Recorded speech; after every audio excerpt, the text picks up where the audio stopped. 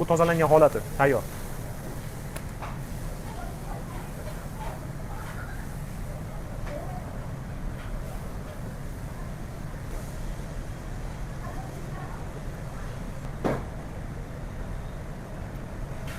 Kilosiga 10 gram tuz ketadi. Kommentariyada juda ko'p odam 13 gram, aka 10 gram kam deyapti. Akalar, bir marta 10 gram qilib tayyorlab, bir pishirib yeb ko'ringlar. Inshaalloh yaxshi chiqadi. 10 gram 1 kilosiga.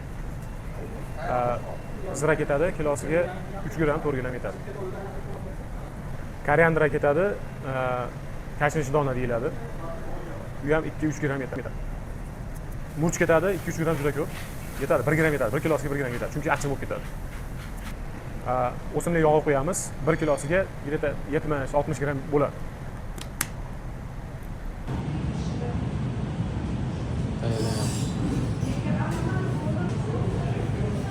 Bunachilar, videomiz manfaatli bo'lgan bo'lsa, like, kommentariya, podpiska qilinglar. Ko'proq do'stlaringizga belgilab jo'natib yuborasizlar.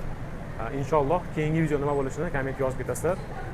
Har bitta sizlar yozgan kommentlaringiz biz uchun muhim. Hammasini o'qib, bitta-bitta o'qib chiqamiz. Sog' bo'linglar, rahmat. Podpiskada bo'lamiz.